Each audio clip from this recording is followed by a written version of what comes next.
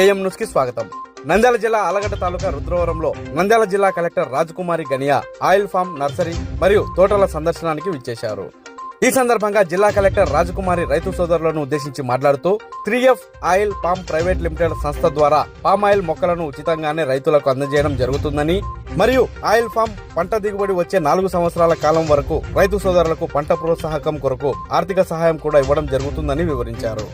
Oil form మొక్కలు నాటిన తర్వాత పంట దిగుబడి వచ్చే వరకు మధ్యలో ఇతర పంటలను కూడా సాగు చేసుకోవచ్చని, ఇది రైతులకు మరింత కలిసి వచ్చే అవకాశమని వారు వివరించారు.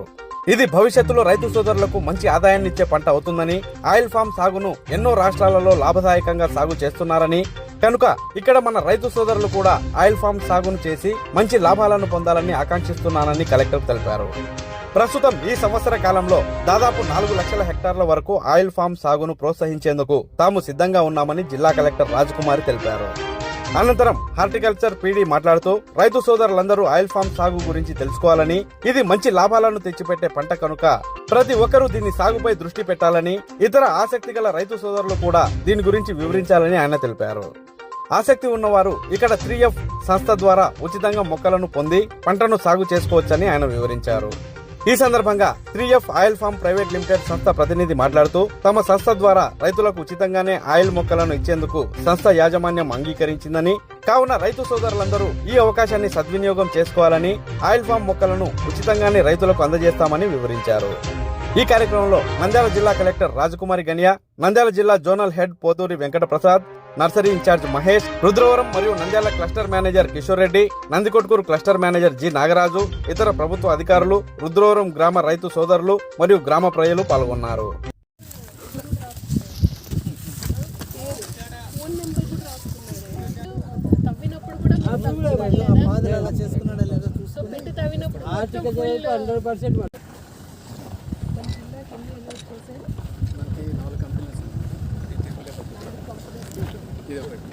వీళ్ళకి మిత్తూరు చూపడబండ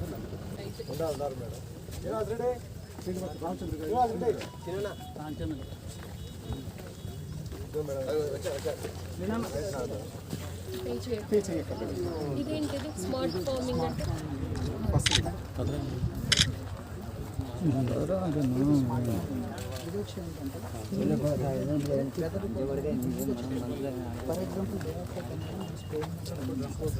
రెసిస్టెన్స్ పవర్ పెరుగుతుంది అని డ్రాగన్ ఫ్రూట్ తినడానికి బాగా అలవాటు అయ్యారు. వాటిని కూడా మనం జిల్లాలో ప్రమోట్ చేస్తూ ఉన్నాం.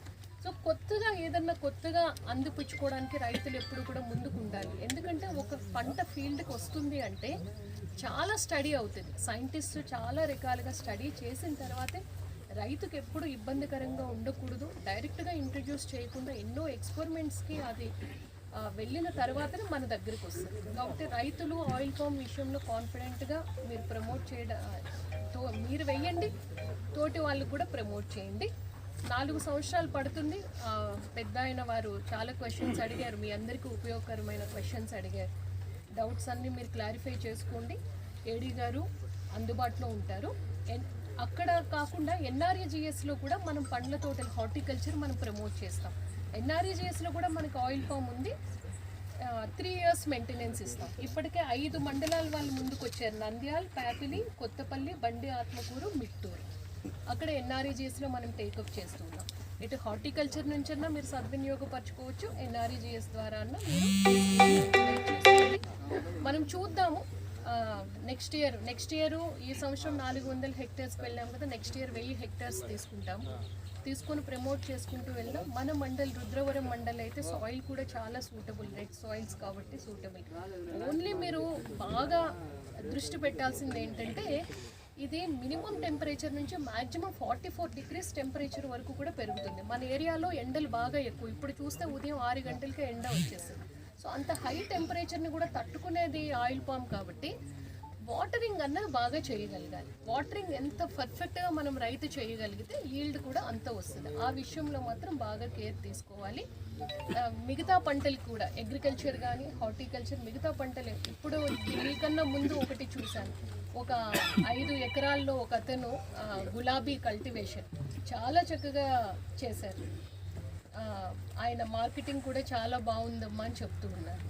కొత్త కొత్త వెరైటీస్ ఏం వస్తే అది ఇంట్రడ్యూస్ చేస్తే బాగుంటుంది, రైతులకు కూడా లాభదాయకంగా ఉంటుంది. ఆ దిశగా ఒకసారి ఆలోచించండి అని మిమ్మల్ని అందరినీ నేను కోరుకుంటూ, ఇంత మంచి అవకాశం మీతో మాట్లాడే అవకాశం ఇచ్చినందుకు అందరికీ కూడా పేరు పేరున ధన్యవాదాలు తెలియజేస్తాను.